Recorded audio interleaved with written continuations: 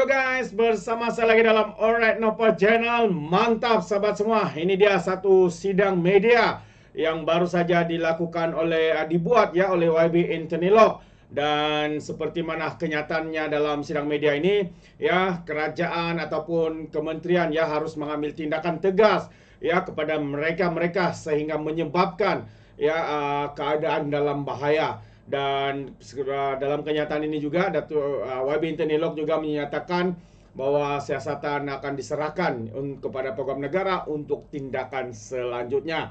Jadi apa sebenarnya yang berlaku sahabat semua sehingga perkara ini begitu diambil serius ya, diambil perhatian serius oleh Menteri Kementerian Pengangkutan yaitu YB Internilog. Jadi tanpa buang masa, mari kita dengar sidang media ini. Okay, salam sejahtera, salam Malaysia Madani.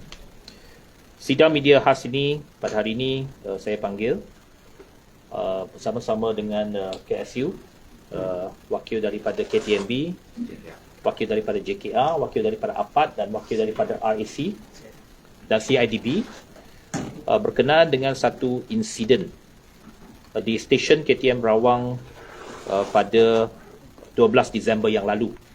Kira-kira 3 minggu yang lalu, di mana di stesen KTM Rawang satu boom crawler crane untuk projek parking bertingkat telah patah dan terkena overhead line OHL landasan kereta api yang telah menyebabkan gangguan operasi melebihi 2 jam terhadap perkhidmatan train penumpang KTMB, perkhidmatan ETS, komuter dan train barangan iaitu kargo.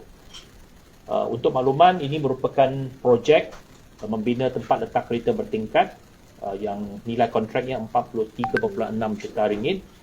Pemilik projek ialah Perbadanan Aset Kereta Api, pegawai penguasa di bawah JKR, kontraktor Suria Gemilang Sdn Bhd.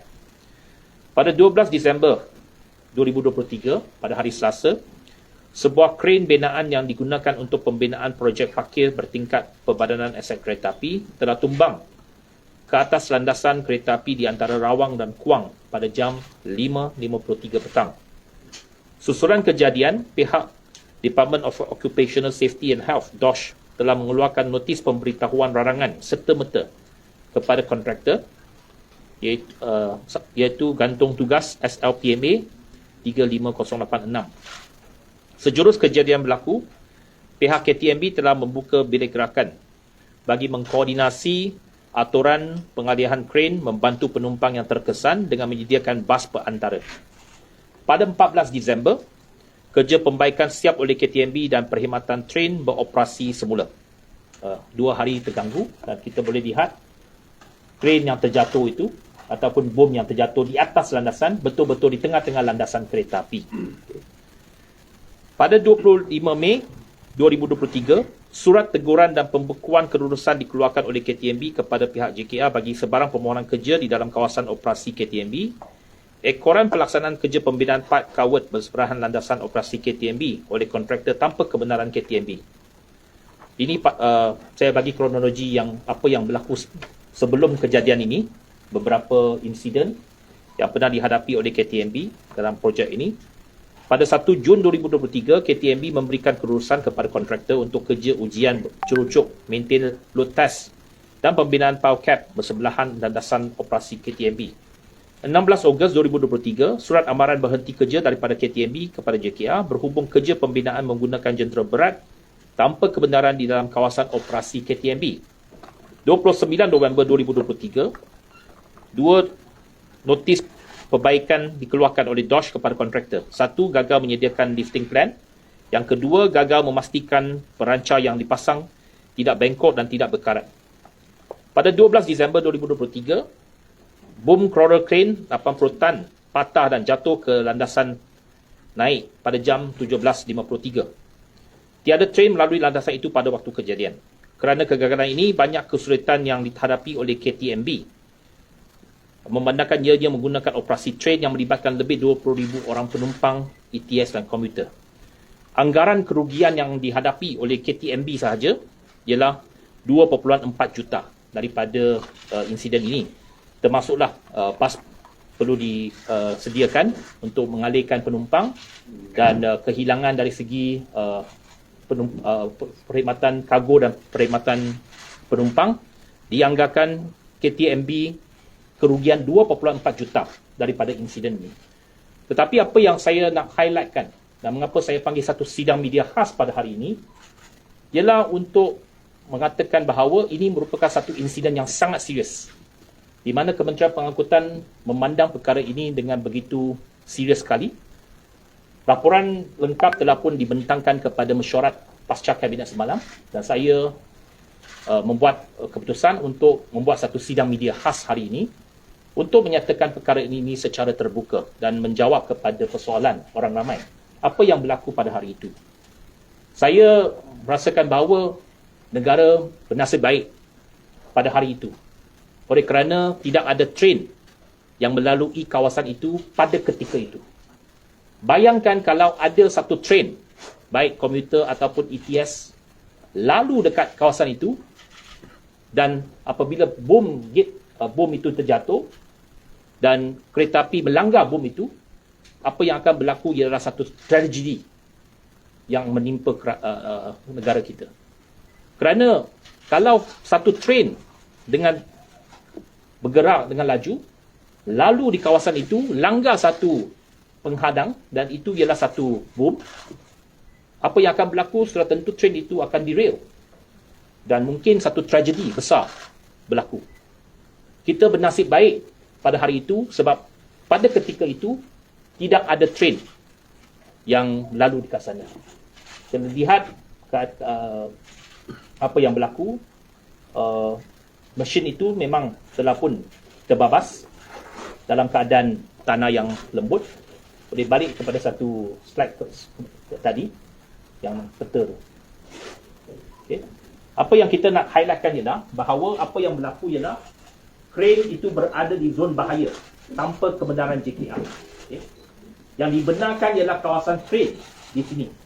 Ialah di luar bangunan itu, di luar struktur bangunan itu. Mereka masuk ke kawasan yang tidak dibenarkan, zon bahaya yang hanya bersebelahan dengan landasan. Tidak ada buffer zone langsung crane tersebut. Jadi crane itu kedudukan di atas sini, apabila bom itu jatuh betul-betul di atas landasan.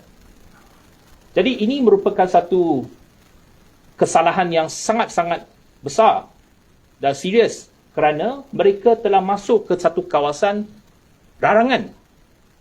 Satu kawasan larangan, satu kawasan yang tidak dibenarkan dan satu kawasan bahaya. Dan apabila kemalangan berlaku, kesannya cukup buruk. Bom itu jatuh betul-betul di atas landasan. Seperti yang saya kata, tragedi mungkin berlaku kalau kereta api lalu dekat sana. Jadi ini merupakan satu kesalahan yang saya rasa perlu dibuat satu teguran secara terbuka dan amaran kepada semua kontraktor-kontraktor yang terlibat dengan mana-mana projek pembinaan yang bersebelahan ataupun berdekatan dengan landasan kereta api. Insiden ini bukannya insiden pertama yang oleh disebabkan projek pembinaan menyebabkan landasan kita terjejas. Tahun lepas, kalau masih ingat, pada bulan Februari yang lalu, satu projek pembinaan di pusat bandaraya telah menyebabkan struktur jejambat monorail berdekatan dengan stesen bandaraya telah pun retak. Oleh kerana insiden itu, dia telah memberikan kesan kepada pergerakan monorail kita selama setahun. Hampir setahun. Sampai sekarang ini masih belum kita dapat pulihkan perkhidmatan monorail di kawasan tersebut, di dua stesen tersebut, di antara stesen Dang Wangi dengan stesen bandaraya. Okay. Itu insiden yang pernah berlaku tahun lepas. Bulan Disember yang lalu berlaku lagi. Dan ini bagi saya lagi dahsyat dari segi kesannya. Okay. Itu retak struktur. Ini jatuh di atas landasan. Jadi itu sebabnya pada hari ini saya membuat keputusan untuk membuat satu teguran secara terbuka dan amaran kepada semua kontraktor supaya jangan pandang remeh kepada isu keselamatan ini. Mesti ikut syarat yang ditetapkan dan jangan sesekali masuk ke dalam kawasan larangan kereta api. Ini life and death. Soal nyawa manusia. You nak senangkan kerja itu, kamu mungkin berisikokan nyawa manusia. Jadi ini sesuatu perkara yang amat serius. Itu sebabnya saya telah meminta pihak APAD, Agensi Pengangkutan Awam Darat, untuk melihat apa bentuk tindakan yang boleh diambil terhadap kesalahan ini. Okay. Untuk makluman, APAD sedang melengkapkan kertas siasatan dan tindakan akan diambil di bawah Seksyen 128-1-A Akta 715, iaitu dengan sengaja atau dengan cuai merosakkan mana-mana kereta api, premis kereta api ataupun mana-mana harta yang dipunyai oleh seseorang pengendali berlesen terhadap pihak yang bertanggungjawab menyebabkan kerosakan pada landasan kereta api KTMB. Sabit kesalahan, denda tidak melebihi RM5,000 atau 3 tahun penjara atau kedua-duanya. Jadi, pihak APAD akan menyiapkan kertas siasatan itu dan akan serahkan kepada pihak Perguam Negara untuk tindakan susulannya. Ini ada kesalahan yang boleh diambil tindakan di bawah Akta 715. Itu di bahagian APAD, dan sudah tentu pihak CIDB ada juga punca kuasa mereka untuk melihat apakah bentuk kesalahan yang telah pun dilakukan, dan mereka juga boleh ada bidang tugas ataupun bidang kuasa untuk mengambil tindakan. Pihak JKR sedang menilai soal kerosakan dan pampasan yang perlu ditanggung oleh kontraktor ini yang menyebabkan kita perlu buat kerja pembaikan, dan kerosakan dan juga kerugian kepada pihak KTMB itu akan diambil tindakan susulan dari segi pampasan dan sebagainya. Tetapi soalnya bukan dari segi pampasan sahaja. Kita mesti ada satu pengajaran kepada semua pihak. Sebab saya berharap perkara seperti ini tidak berlaku sama sekali. Sekali berlaku pun tak boleh. Sekali berlaku mungkin baru tragedi. Jadi ini satu pengingatan kepada semua kontraktor, supaya jangan pandang remeh isu keselamatan ini, terutamanya di kawasan-kawasan zon larangan kereta api, yang di mana kita memang dalam negara kita ini banyak kawasan-kawasan kereta api yang ada landasan kereta api yang dekat dalam pusat bandar pun ada, melalui pusat bandar pun ada.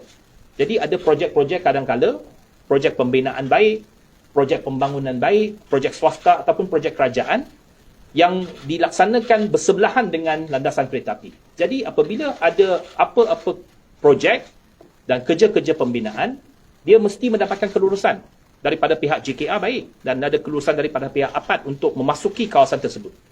Jangan masuk ke kawasan larangan sekiranya tidak dibenarkan. Sebab kita ada buffer zone kita. Kita ada garis panduan kita. Itu yang saya nak peringatkan dan cuba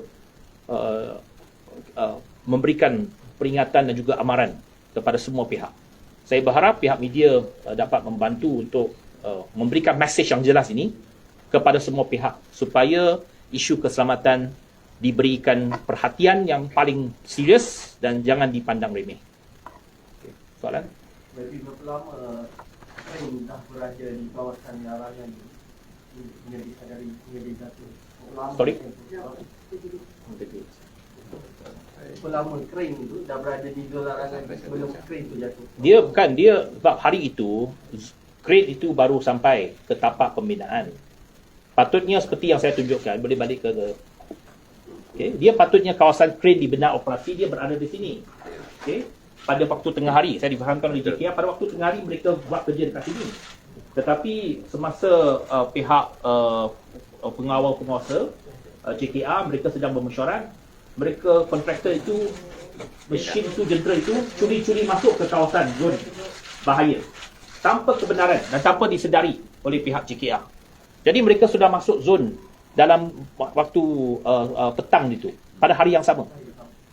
Jadi ini merupakan punca insiden berlaku apabila pihak kontraktor masuk ke kawasan zon bahaya. Ini sesuatu yang saya kata memang yang sangat-sangat bahaya.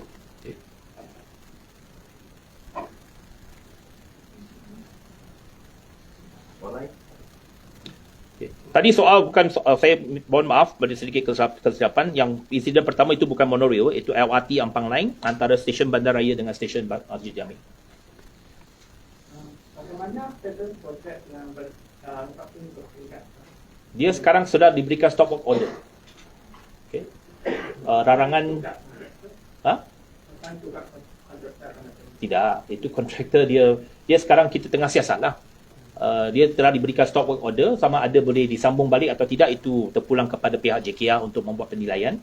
Tapi setakat ini memang mereka tengah diberhentikan sebarang kerja. Stop work order. Bagi KTM sistem perjalanan berjadual sekarang nampak macam rasa macam tak sempurna.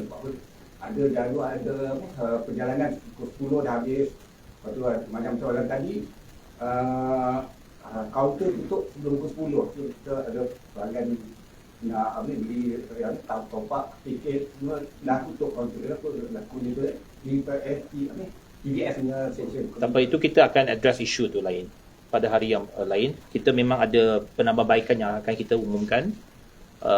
Projek KWDT 1 telah hampir siap dan kita akan kembalikan kepada jadual yang lebih kerap.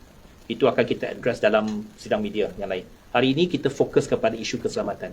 Kita tak mau divert attention. Isunya adalah isu keselamatan.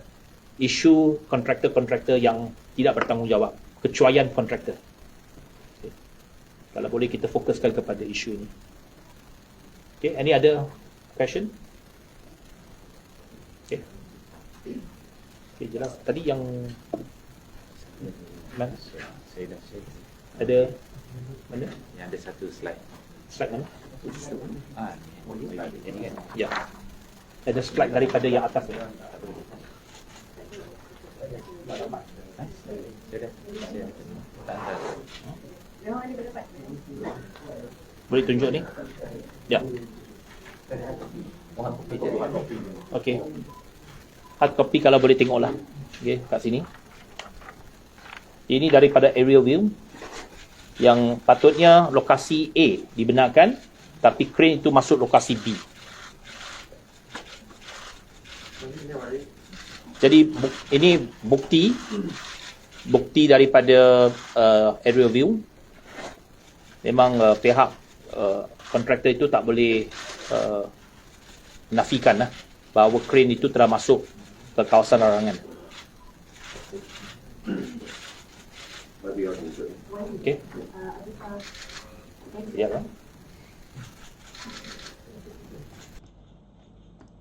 Alright, itu dia terbaik ya daripada penyiasatan dan juga kenyataan daripada YB Anthony Locke, sahabat-sahabat semua. Jadi kita boleh lihat bagaimana ya ketegasan beliau dalam menangani kes ini. Jadi kita harapkan semuanya dapat berjalan dengan lancar dan pihak yang bertanggungjawab juga ini dapat diambil tindakan dengan segera. Jadi itu saja. Terima kasih kerana bersama dan mendengar ya sidang media daripada YB Anthony Locke, Menteri Pengangkutan. Sekiranya anda memberikan sebarang komen, pandangan, anda boleh berikan di dalam ruangan komen. Jadi izinkan saya untuk mengundurkan diri dan seperti biasa peribahasa mengatakan tak apapun kangkap 2 tahun keinginan. Dalam bahasa Melayunya tepuk dada tanya selera. Sekian saja daripada Alright Nampak Channel. Kita berjumpa lagi. Bye bye.